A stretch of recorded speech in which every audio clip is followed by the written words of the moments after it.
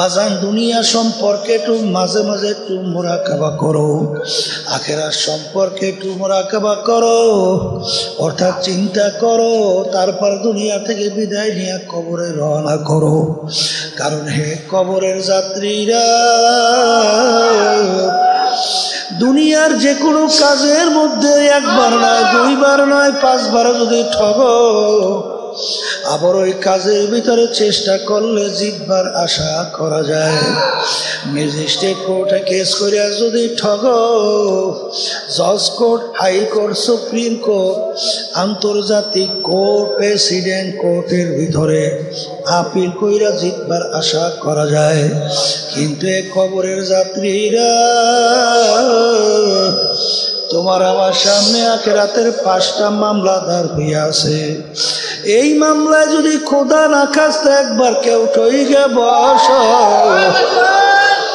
আর দ্বিতীয়বার দুনিয়াতে আইসা আপিল কইরা জিতবার কিন্তু আর আশা নাই। 100 বছর আপনি নফল ইবাদত করবেন, যেই পরিমাণ 100 বছর নফল ইবাদতের পরে আপনি লাভবান হইবেন, অল্প সময়ের জন্য আপনি হক্কানি আলেমদের যদি সংস্পর্শে থাকেন, তার চেয়ে বেশি লাভবান হইতে পারবেন।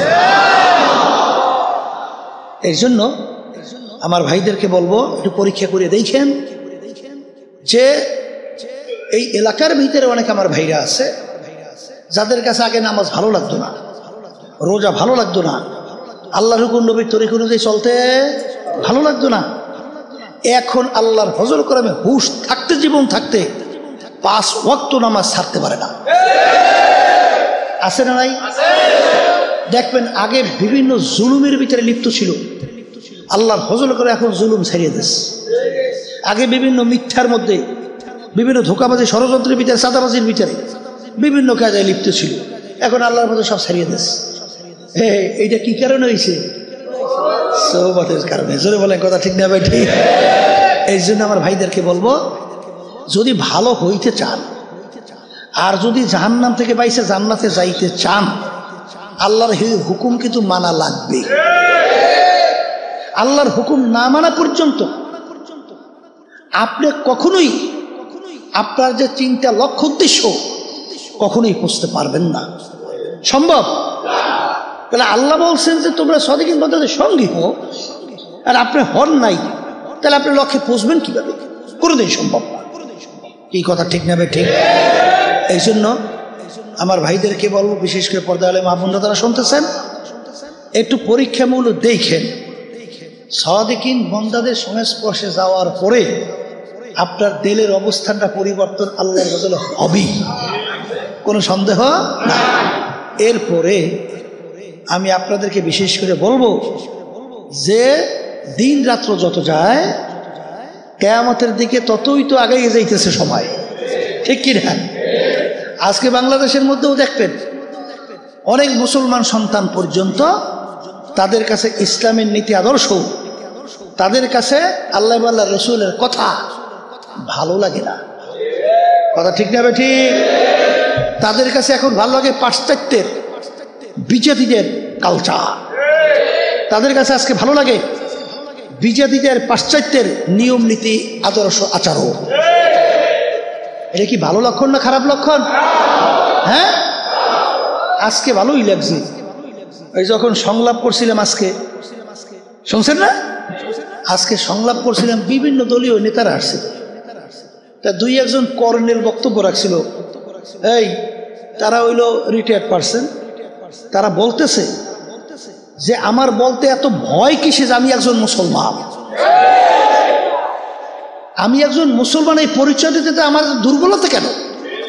হ্যাঁ, এই জন্য আমার ভাইদেরকে বলবো যে আমি সেদিনকে আরো কোন ছাত্রদের এক প্রোগ্রামে বলছিলাম না, কোন জায়গায় জানি, যে সর্বপ্রথম আমাদের গুরুত্ব দিতে হবে এবং পরিচয়টা আমার ভিতরে বদ্ধমূল করতে হবে যে আমি একজন মুসলমান।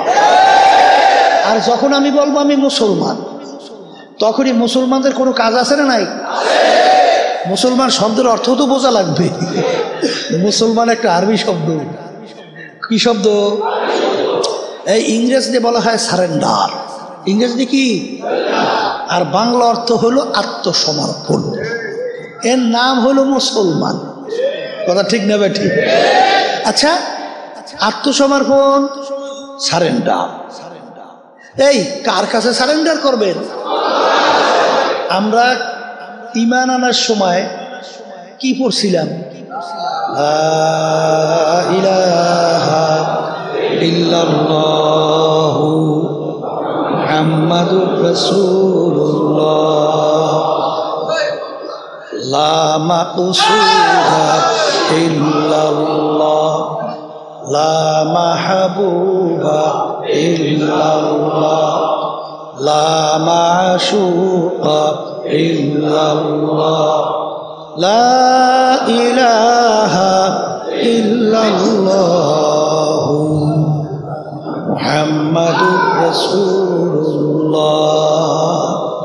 কবি এক কথায় বুঝাতে দিয়ে বলছিলেন, হে মুসলমান, না আমেরিকা লা লন্ডন সে হুলফাত, না আমেরিকা লা লন্ডন সে হুলফাত, আমি মস্তে মদিনা কর খোদায়া।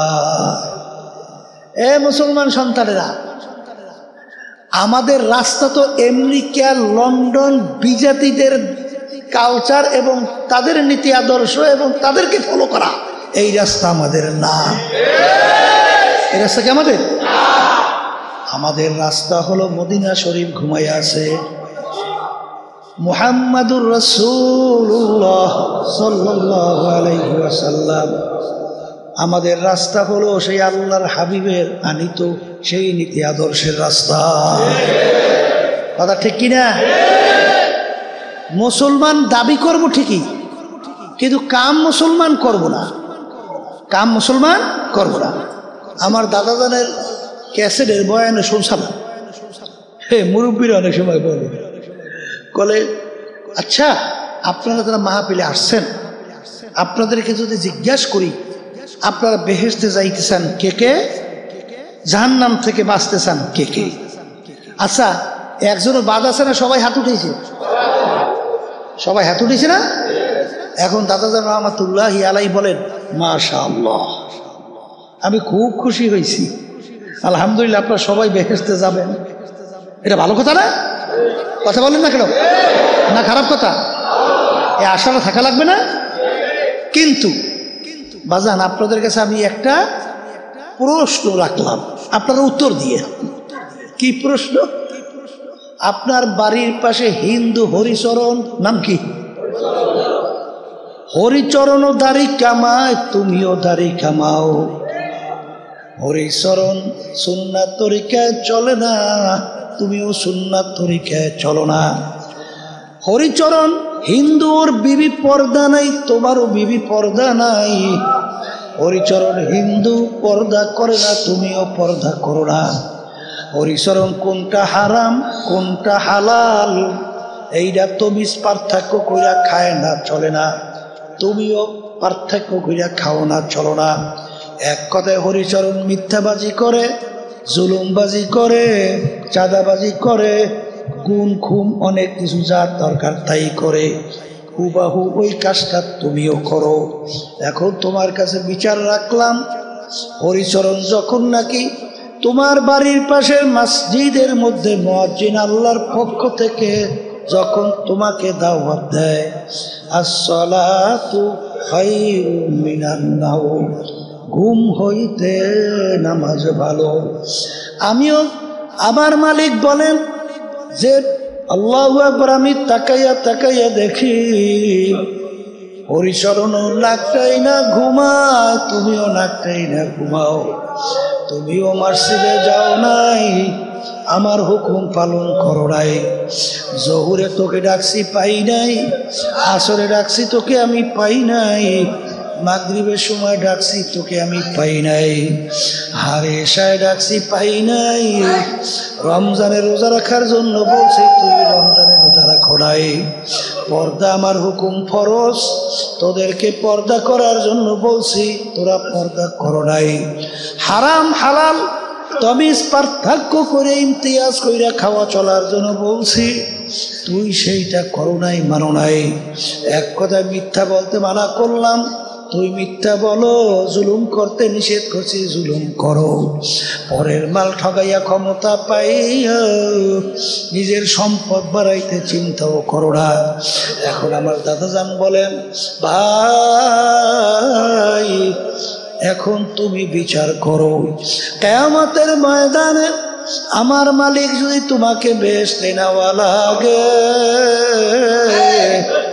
তোমার বাড়ির পাশের হরিচরণ কি দোষ করলো, ওকে কেন বেহেশতে নেওয়া যাবে না? এই জন্য আমার বাজানদেরকে বলবো, পর্দার মা বোনদেরকে বলবো, বাজান দুনিয়া সম্পর্কে একটু মাঝে মাঝে একটু মুরাকাবা করো, আখিরাত সম্পর্কে একটু মুরাকাবা করো, অর্থাৎ চিন্তা করো, তারপর দুনিয়া থেকে বিদায় নিয়ে কবরে রওনা করো। কারণ হে কবরের যাত্রীরা,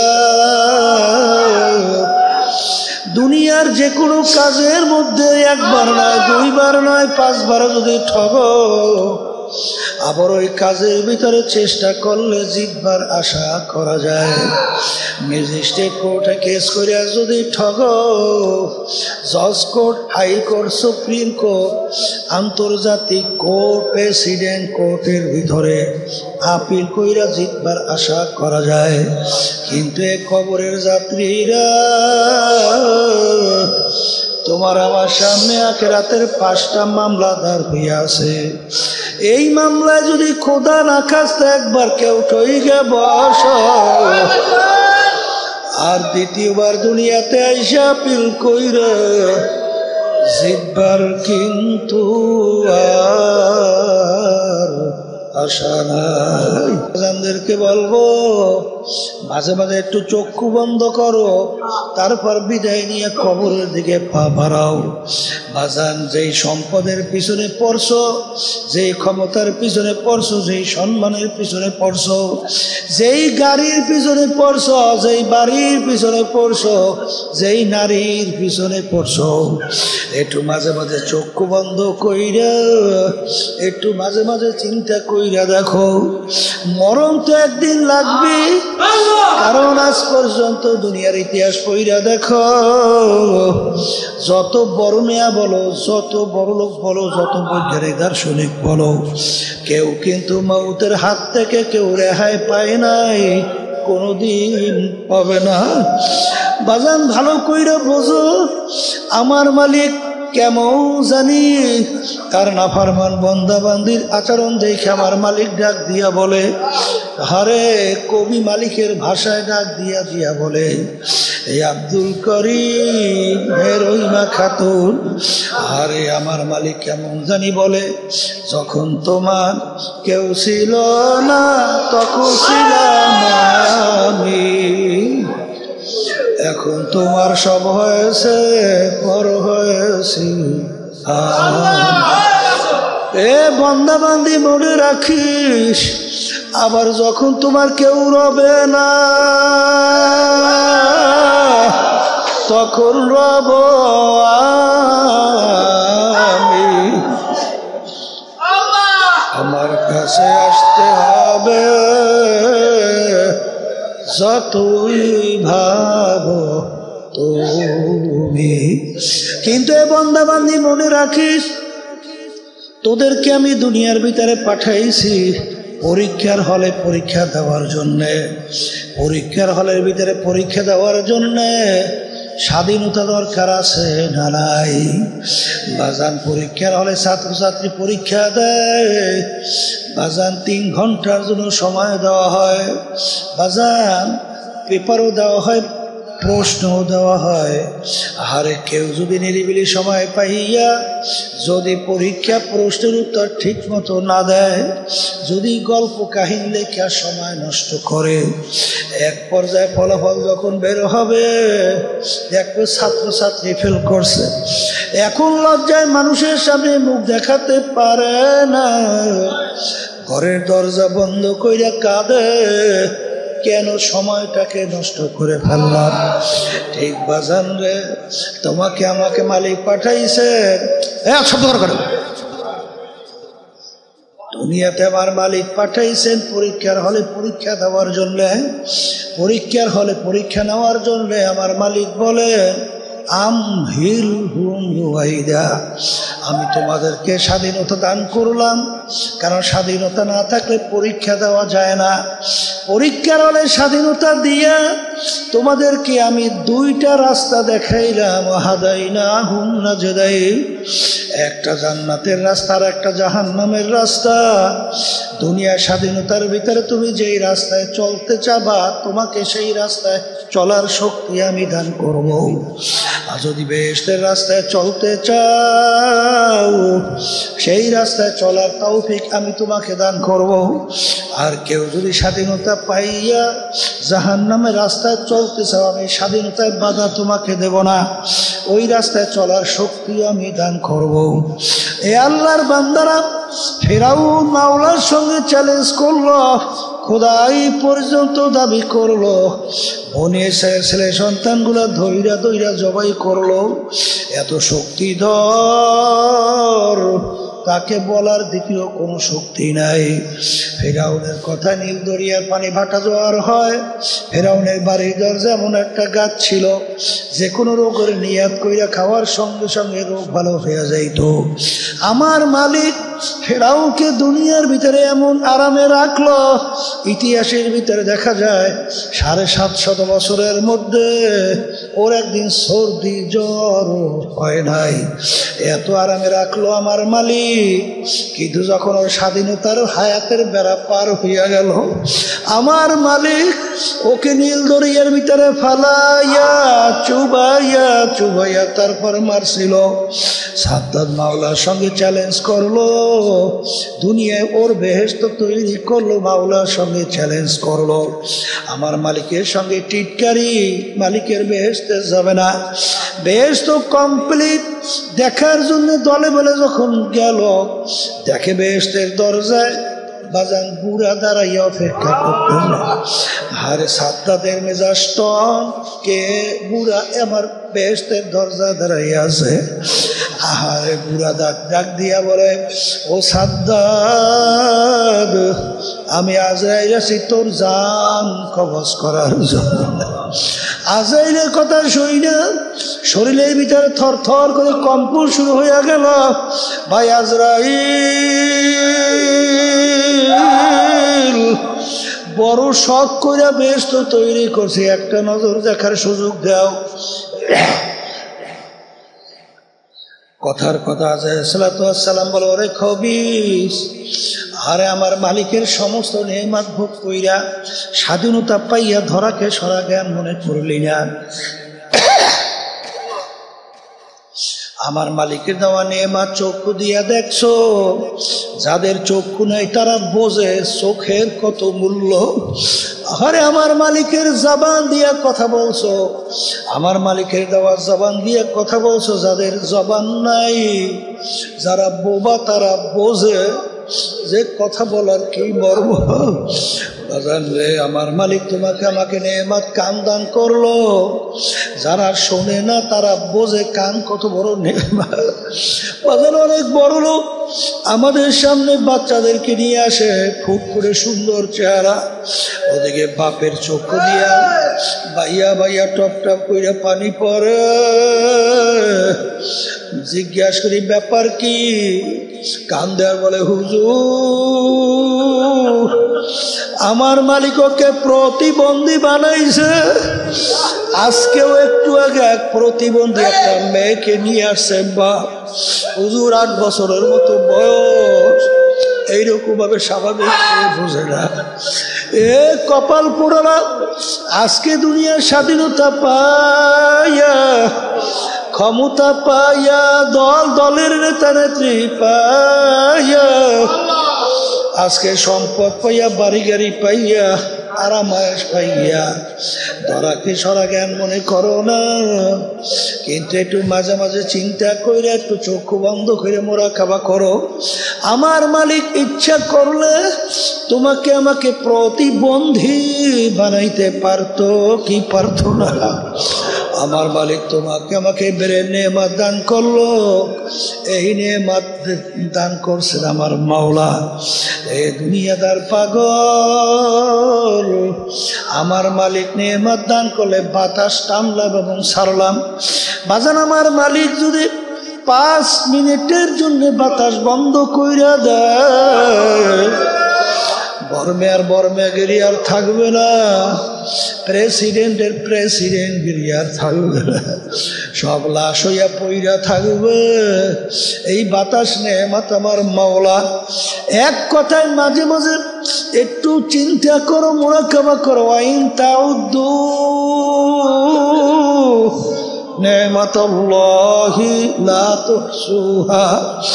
আমার মালিকের নেয়ামত গণনা করে কোনদিন শেষ করতে পারবা না। এই জন্য আমার ভাইদেরকে বলবো, পর্দার মা বোনদেরকে বলবো, আরে সাদ্দাত বলে ভাই আজরাইল একটা নজর দেখার সুযোগ দাও। আজরাইল সালাতু আসসালাম বলে, ওরে খবিস, আমার মালিক তোকে দুনিয়াতে পাঠাইছিল, স্বাধীনতা দান করছিল, তোকে 2টা রাস্তায় আমার মালিক নবীদের মাধ্যমে তোদেরকে দেখাইছিল।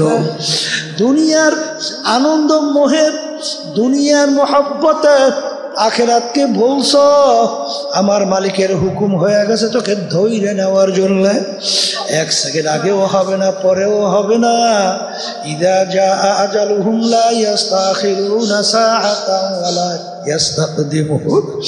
ওরে খবিস, 1 সেকেন্ড আগে পরে হবে না কইয়া যখন খপ কইরা রুহটাকে ধরলো, ধৈরা টান দিয়া বের কইরে নিয়ে গেল, সাদ্দাতের ধরটা জমিনের ভিতরে কইরা রইল। এই বড় লোক আমার বাবারা, এই বড় লোক আমার বাবারা, সম্মানিত আমার বাবারা, হে কবরের যাত্রীরা, মনকে বুঝাও বুঝাও, দুনিয়ার ভিতরে এমন কোনো জাতি নাই যে পরকাল বিশ্বাস করে না। হিন্দুরাও করে, খ্রিস্টানরাও করে, অন্যান্য বিজাতিরাও করে, আমরা মুসলমানরাও করি, কিন্তু আজ পর্যন্ত মুসলমান জাতি ছাড়া চ্যালেঞ্জের মাধ্যমে বুক ফুলাইয়া গলার টান করে কেউ দুনিয়ায় বাঁচতে পারে নাই। এ মুসলমান আমার বাবারা, আজকে মুসলমানের ঘরে জন্মগ্রহণ কইরা কিয়ামতের ময়দানে খোদা না খাস্তা যদি জাহান্নামের শিকল হাতে পায় লাগে, এর চেয়ে কপাল পোড়ার সারে জাহানে হইতে পারে না। এই জন্য বাজান আমার আব্বাজান রহমাতুল্লাহ আলাইহি প্রায় বলতেন, যেই মামলার তদবির নাই সেই মামলারও কিন্তু খালাস নাই। আসলে তোমার আমার ইমান দুর্বল, এই জন্য গুনার পর গুনাহ করতেছে, এটা চিন্তাও আসে না, চোখেও পানি আসে না, বাপের জন্য চেষ্টাও নাই। ওদিকে আল্লাহর ওলির ইতিহাস পইরা দেখো বাজার, একটা গুনাহ হয়ে যাওয়ার পরে পাগলের মতো অস্থির হইয়া কাঁদে, আর মালিকের দরবারে হাত উড়াইয়া মালিকের দরবারে মাপ চায় আর কান্দে। আদম আলাইহিস সালাতু ওয়াস সালাম, আমার মালিক হুকুম করলো গন্ধম খাইও না, গন্ধম খাইছে, দুনিয়ার ভিতরে আসলো। বাজান আল্লাহ, এমন লজ্জা, 2 চোখের পানি বাইয়া বাইয়া টপ টপ কইরা পড়ে। বাজান ইতিহাসে দেখা যায় আকাশের দিকে মুখ কইরা লজ্জায় তাকাইতো না। আরে এক শ্রেণী আমার বাবারা, পর্দালে মা বোনেরা, বাজার গুনার পর গুনা কইরা যাইতেছে, একটু চিন্তাও হয় না, একটু ঘোরাও বেকা হয় না। আমার মালিক বলেন, এক শ্রেণী আমার বান্দা বান্দি দুনিয়ার ভিতরে এরকম আছে, তাকশাইরু মিনহু জুলুদুল্লাযীনা ইয়াখশাউনা রাব্বাহুম সুম্মা তালিনু জুলুদুহুম ওয়া কুলুবুহুম ইলা যিকরিল্লাহ। এক শ্রেণী আমার বন্দাবাদী দুনিয়ার ভিতরে এরকম আছে, যখন তাদের কাছে আমার আযাব ও গজবের আলোচনা করা হয়, আল্লাহ আমার গজব আযাব ও গজবের কথা স্মরণ পড়ে আমার জাহান্নামের ভয়, তাদের শরীরের চামড়াগুলো থর থর করে কাঁপে ওঠে, তাদের কলবটা বিচলিত হইয়া যায়। বাজান কই গুনার পর গুনা তো কইরা যাইতেছি, কই তোমার মতো একটু চামড়াও মাওলার ভয়, যাযাবো গজবের ভয় কাঁপলো না। এখন পর্যন্ত কামেল মোমেন হইতে পারো নাই। এই জন্য আমার বাজানদেরকে বলবো, ইয়াকিন বাজান তিনটা দরজা, একটা হলো ইলমুল ইয়াকিন, আর একটা হলো আইনুল ইয়াকিন, আর একটা হলো হকুল ইয়াকিন। এই যে তরিকার সবক শোনেন, এই যে তরিকার 5টা ঔষধ বাজার, সকাল সন্ধ্যা আল্লাহর জিকির করা। 2 নম্বর ঔষধ আল্লাহর ওলিদের কিতাব পড়া। 3 নম্বর ঔষধ বাজার সাপ্তাহিক তালিম, হালকা জিকিরে উপস্থিত থাকা। মাসিক ইজতেমা কষ্ট করে সব গুজারাতে হাজির থাকা। 5 নম্বর চরবনায় যে বছর 2বার মাহফিল, ব্যাটারি চার্জ বাজার, সেখানে বিনা ওজরে কামাই না দেওয়া। বাজার এই যে তরিকার সবক আল্লাহর কুতুবেরা তোমার আমার জন্য রাইখা গেছে, এই সবক আদায় করার পরে আল্লাহর ফজল ও করমে ইয়াকিন বাড়তে বাড়তে আল্লাহর ফজল ও করমে হকুল ইয়াকিনে যাইয়া পয়সা যায়। বাজারে এই রাস্তায় না চললে বোঝানো যাবে না। এই রাস্তায় চইরা দেখো, ঔষধ পালন কইরা দেখো, দিনের দিন আল্লাহর ফজল ও করমে তোমার দিল নেকের দিকে ঝুঁকবে, গুনার থেকে ফেরবে। বাজার আগে গুনাহ করতে তোমার কোনো দিল একটু বাধা দিত না, এখন গুনার কাজ সামনে আসলে শরীরে কম্পন শুরু হয়ে যায়। মুসা আলাইহিস সালামের জামানায় বড় লোকের বাড়ির পাশে গরিব বেচারার বাড়ি, ঘরে কোনো খাবার নাই, বাচ্চাগুলা পেটের ক্ষুধায় কান্না, ছটফট করে মা বাচ্চাদের কান্না সহ্য করতে পারে না। পাশের বড় লোকের বাড়ি যাইয়া বলে, ভাই আমার বাচ্চাগুলো পেটের ক্ষুধায় মারণা পড়লো, আমাকে একটু খাবার দাও, বাচ্চাগুলোকে খাওয়াবো, বাচ্চাগুলো খাবে, তারা সুস্থ হবে। ওই বদমাইশ বলে, তুমি যদি আমার সঙ্গে খারাপ কাজে অপকর্মে লিপ্ত হইতে পারো তাইলে তোমাকে আমি খানা দেব। ওই আল্লাহর বান্দি আল্লাহর ভয়, আল্লাহর আযাব ও গজবের ভয় ওখান থেকে চলে আসছে। আইসা দেখে বাচ্চাগুলো এখন শ্বাস টানতেও পারে না, মরে মরে অবস্থা হয়ে গেছে। মায়ের সামনে বাচ্চা মারা যাবে, কোনো মা সহ্য করতে পারে না, পাগলের মতো দিক বিদিক হারাইয়া আবার আল্লাহর বাদী দৌড় দিয়া বলে, তোমার প্রস্তাবে রাজি, তাড়াতাড়ি খানা দাও, বাচ্চাগুলো বাঁচুক।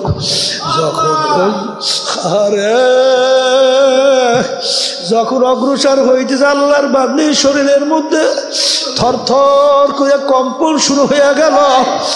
ডাক দিয়া বলে, ধনী বেচারা, ব্যাপার কি, আপনার শরীরের কম্পন কেন শুরু হইল? তখন আল্লাহর বান্দি বলে, আল্লাহর ভয়, আল্লাহর ভয়, আমি আযাব গজবের ভয়। তাকশাইরু মিনহু জুলুদুল্লাযীনা ইয়াখশাউনা রাব্বাহুম সুম্মা তালিনু জুলুদুহুম ওয়া কুলুবুহুম ইলা যিকরিল্লাহ। আমার মালিক বলে, এক শ্রেণী এরকম আমার বান্দা বান্দি আছে, যখন তাদের কাছে আমার আযাব গজবের আলোচনা করা হয়, যখন তাদের কাছে জাহান্নামের আযাবের গজবের আলোচনা হয়, তখন তাদের শরীরের চামড়াগুলা থর থর করে। এ কবরের যাত্রীরা, আমার আব্বাজান রহমাতুল্লাহ আলাইহি বলতেন, যেই মামলার তদবির নাই ওই মামলারও কিন্তু খালাস নাই। এ খবরের যাত্রীরা, হে মুসলমান আমার বাবারা, পর্দার আড়ালের মা বোনেরা, কোরআনুল কারীম কিন্তু সত্য। বাজার আল্লাহর হাবিবের অল্প বয়সে দাড়ি মোবারক পাইকে গেল, পিঠ মোবারক গুজা হয়ে গেল।